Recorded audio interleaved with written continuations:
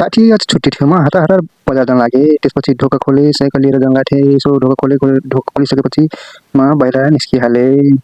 अब के गर्ने बजार जानुपर्यो, छुट्टी थियो त्यही भएर म बजार निस्किहालेँ।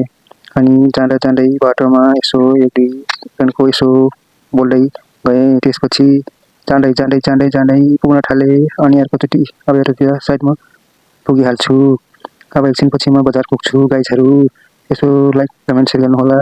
बजार पुग्न आँटेँ। पछि अब पुगिसकेँ है गाइज।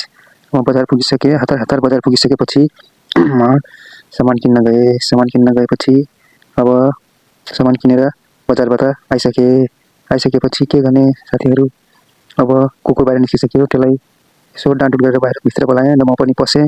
म भित्र पसिसकेपछि उता ढोका लगाउन गएँ। यता चाहिँ कुकुरहरूले ल्याक्कै मेरो साइकल ढालिदिन्छन् यार। गाह्रो छ मलाई। यस्तो हरामी कुकुरहरू छन् कि के भन्ने मलाई। गाह्रो छ साह्रै। यस्तो ढालिरहेछन् साइकल, यता सुँघिरहेछन्। त्यस्तो गरेपछि म रिसाएर फेरि यिनीहरूले साइकल उठाएर उता साइकल राखिदिएँ मजाले। त्यसपछि साइकल राखिदिएर तिनीहरू हेर्दै गऱ्यो कहाँ किन यताउता लाग्यो उठाएर। साह्रै हरामी छ यो सेटोवाला, साह्रै हरामी छ यो कुकुरहरू। फेरि भाग्यो। अनि फेरि म सामान राख्न गएँ। सामान ल्याएँ, यो सामान ल्याएँ। अलिक झोलामा अर्कै सामान छ त्यो भन्न मिल्दैन। राखेँ झोलाको सामान निकालेर राखेँ। झोलाको सामान राखेर भन्न मिल्दैन। अनि म भित्र जान लागेँ। सामान राखेर यसो झोला राख्नु पऱ्यो भनेर भित्र गएँ। भित्र जान लागेँ। भित्र मैले ढोका खोलेँ। ट्याक्क ढोका खोलिसकेपछि ट्याक्क लगाएर भित्र पसेँ। ढोका लगाइदिएँ किनकि ढोका लगाएन भने भित्र पसिहाल्छन् कुकुरहरू। चप्पल यसो काटिदिन्छन् कि बोकेर लग्छन्। त्यही भएर ट्याक्क ढोका हिँड्दै गएँ। म रुममा पुगिसकेँ। रुममा पसेर म सामानहरू निकालेँ, प्याट्ट राखेर चाहिने पऱ्यो। फेरि यहाँ सामान झोला राखेँ। सामानहरू यहाँबाट फेरि आइसकेँ म सामानहरू राखेर। त्यसपछि राखिसकेपछि फेरि म बाहिर निस्कन लाथेँ। चप्पल लगाएँ। त्यसपछि चप्पल लगाइसकेपछि ढोका खोलेँ। ढोका खोलेपछि त अगाडि कुकुरहरू कस्तो आउँछन् है गाइज। बाफरे यो कस्तो ला यस्तो कुकुरहरू आउँछन् हाम्रो पछाडि। अनि म फेरि जिस्काउँदै बोलाउँदै यसो यिनीहरूलाई डिस्काउन्ट पऱ्यो भनेर डिस्काउँदै अनि म यतातिर लगेँ। अब यतातिर लागिसकेपछि भन्सातिर लागेँ म उनीहरूलाई बोलाउँदै।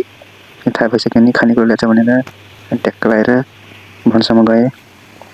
यिनीहरूले जुम देखाएको छु। जुम कति ठुलो जुम छ, कति खतरनाक जुम छ है। जुम देखाइरहेको छु। जुम बाफ्रे कहाँबाट कहाँ देखाइदिन्छ है। अनि तेल सकिसकेको थियो। तेल सकेपछि म उता गएँ अन्डा पकाउँछु भनेर।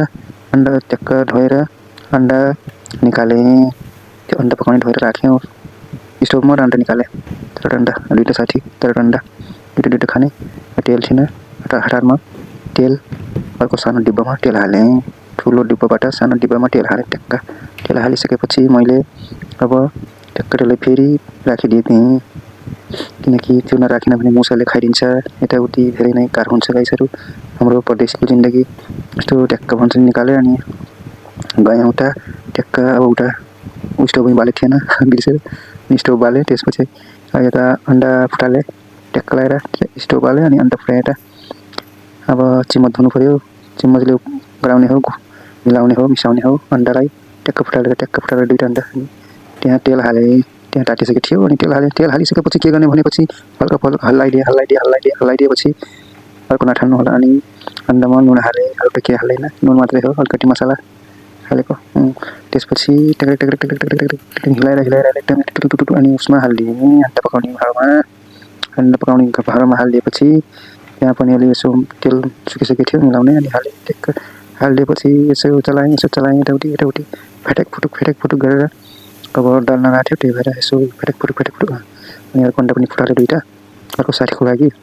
त्यो पनि पाकिसक्यो। अर्को अन्डा पाकिसकेर अर्को अन्डामा पनि यसो नुन हालेर मसला हालेँ ट्याक्कै अघि नै जस्तै। अनि त्यो पहिलाको अन्डा चाहिँ पाक्न लाग्छ। पक्छ एकछिनपछि पाक्न लाग्यो। पाक्यो। अब कचौरामा हाल्छु। कचौरामा ट्याक्क हालेर चाहिने पऱ्यो। अब म उता साथीलाई दिन्छु। साथीको लागि है। अब मेरो लागि अर्को 2टा अन्डा फुटाएको छु। त्यो पकाउँछु फेरि त्यसलाई हालेर आगो बालिसकेपछि फेरि एकछिन अलि टाट्न दिन्छु। तेल रुक्दैन के तेल हाल्छु। अनि त्यसपछि ट्याक्क लगाएर फेरि यसो हलाएर तेल ट्याक मिलाइदिन्छु। यताउति अन्डा नचिप्कोस् भनेर तेल अनि के गर्ने रुक्दैन अनि त्यसपछि ऊ अन्डा हाले यसो अर्को अन्डा ट्याक ट्याक ट्याक ट्याक गरेर हाले त्यसलाई पनि हल्का यसो चलाइसकेपछि म त अब सिटन बनाउन लाग्थेँ आफ्नो लागि साथी त खाँदैन अर्को तरल पदार्थ म मात्रै हो खाने त्यही भएर आफ्नो लागि यसो टेक मिलाएर भुट्न लागेँ सानो सानो गराउन लागेँ भुटो गराउन लागेँ मिलाइसकेपछि च्याट लगाएर म हालेँ कचौरामा हालिसकेपछि ट्याक्क छ्याहाल्नु पऱ्यो उसलाई एउटा भिजाइदिएर म यहाँ त हालेँ आफ्नो लागि ट्याक्क लागेर अब सबै राख्नु पऱ्यो सामान यो चिमस खानालाई धुनु पऱ्यो धोइसकेपछि के गर्ने अब बस्नु पऱ्यो ट्याक्क साथीहरू ल